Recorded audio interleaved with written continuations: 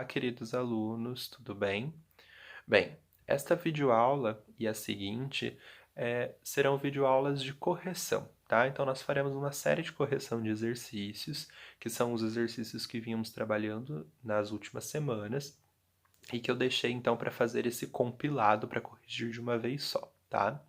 Eu organizarei da seguinte forma: eu não vou corrigir aqui por videoaula todos os exercícios, tá?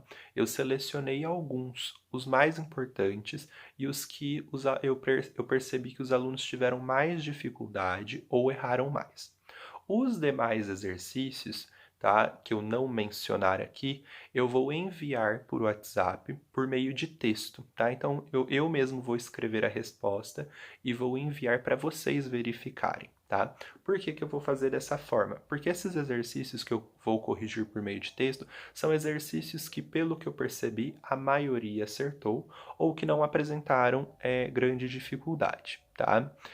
Eu vou deixar então aqui nesta videoaula apenas os exercícios que tiveram mais dificuldade ou que grande parte dos alunos errou, para que a aula então não demore muito, tá? Não fique um vídeo muito extenso, tudo bem?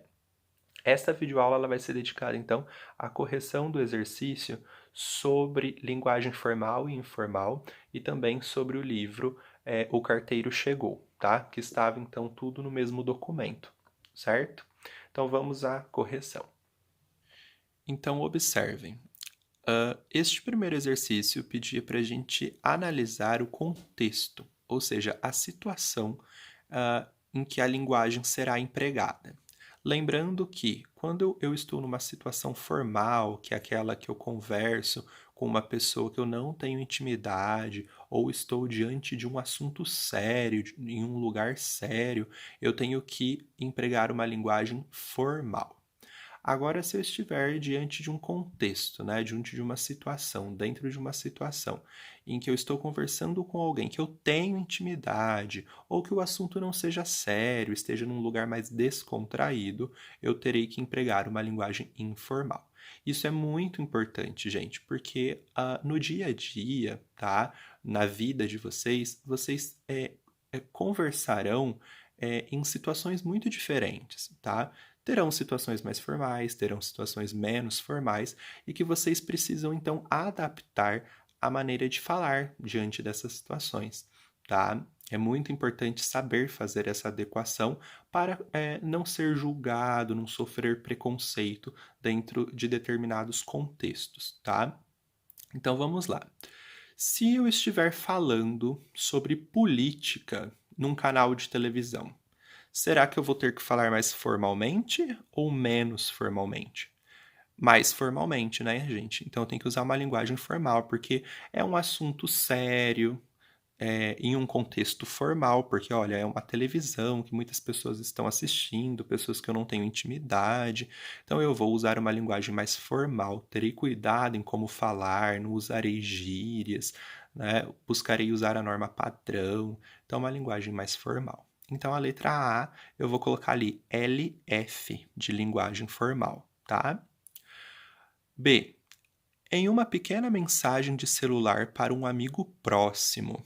Olha, se ele é próximo, eu tenho intimidade, então eu não tenho que ter preocupação com as regras, né? Então eu vou usar uma linguagem informal. Então na B eu coloco LI. Letra C. Em uma pequena mensagem de celular para o seu patrão. Bom, se é meu patrão, eu tenho que ter respeito, eu estou numa situação de trabalho, então uma linguagem formal, né, gente? LF ali na C. Em uma carta de reclamação para uma operadora de celular. Bem, se eu estou reclamando com uma operadora, né, um assunto sério, nem sei quem irá ler a minha carta, então não tenho intimidade, então vou escrever de uma maneira séria também, né? Já que eu estou requisitando algo formalmente. Então a letra D é LF de linguagem formal. Aí agora. Em uma conversa na praça entre amigos. Bem, gente, se você está entre amigos, pessoas que você conhece, você não terá tanta preocupação com a norma padrão assim, né? Então, LI de linguagem informal ali na I. A letra F. Em um debate numa conferência nacional sobre meio ambiente. Olha, se eu sou um conferencista, né? Se eu estou indo dando uma palestra, eu sou uma pessoa estudada diante de um público que vai estar me ouvindo, né? Foram lá para me ouvir. Então, eu tenho que tratá-los de uma maneira formal, né? De acordo com a seriedade do assunto. Então, a F é LF, de linguagem formal. A G, uma mensagem de WhatsApp para a irmã explicando que você foi à padaria comprar pão. Bom, uma pessoa da família, né? Então, LI, linguagem informal. Um bilhete para a diretora da sua escola explicando o porquê da sua falta. Bom, se é a diretora, alguém que eu tenho que ter respeito, né? Então, H é LF, linguagem formal.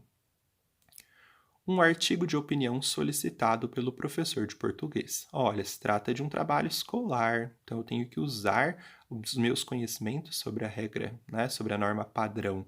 Então, aí fica LF, linguagem formal.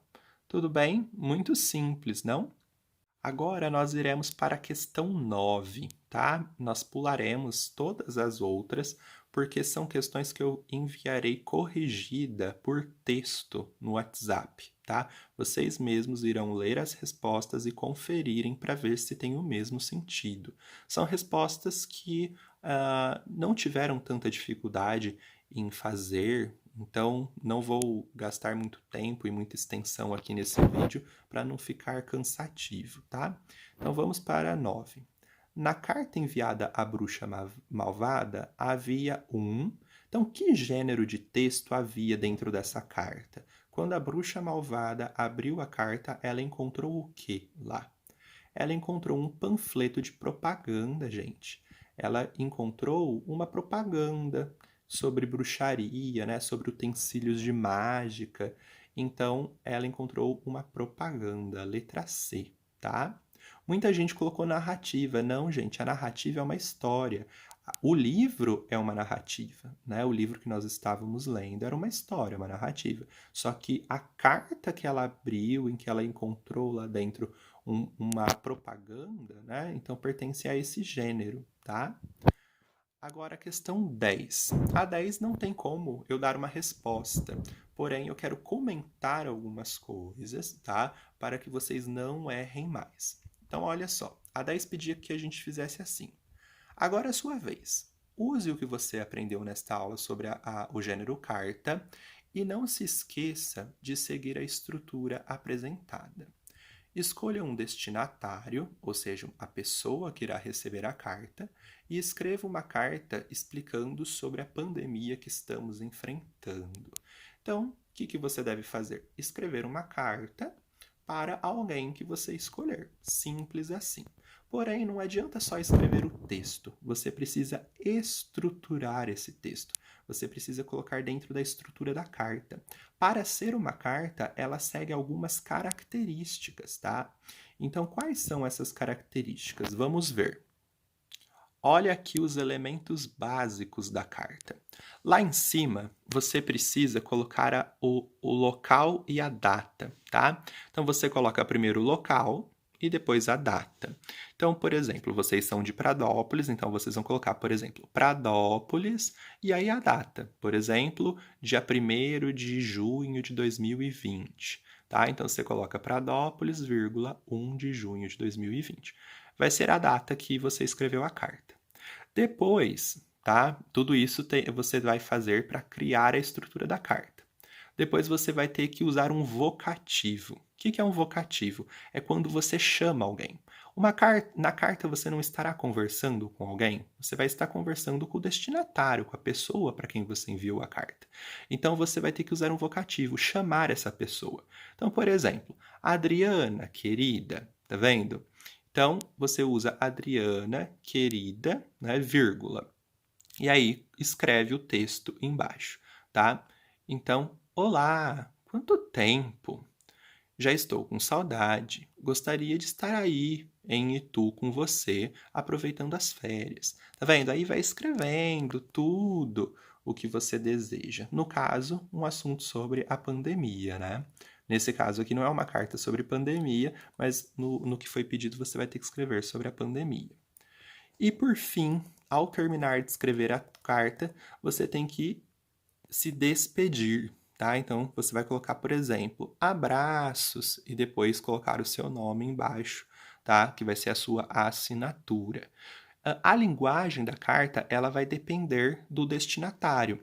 Então, se você estiver falando com uma pessoa que você não conhece, não tem uma intimidade, você está enviando uma carta, sei lá, para o seu professor, né? Ou para o presidente, para um prefeito, alguém assim solicitando alguma coisa, falando sobre algo sério, você vai ter que usar uma linguagem formal. Inclusive na despedida, você vai ter que se despedir de um jeito mais formalmente, tá? Agora, se for uma pessoa que você tem intimidade, aí não tem mais necessidade. Você vai escrever de um jeito mais informal, às vezes usando até gírias, né? Vai finalizar lá na despedida colocando abraços, beijos, né? Então você vai finalizar de um jeito mais íntimo, né? Porque aí é uma linguagem mais informal, tá? Então tudo vai depender da pessoa que irá receber a carta. Você tem que analisar o seu destinatário, que é quem a gente chama de receptor. Tudo bem? Bom, então esses eram os exercícios, tá? Qualquer dúvida, entre em contato comigo. Um beijo e vamos para a próxima videoaula.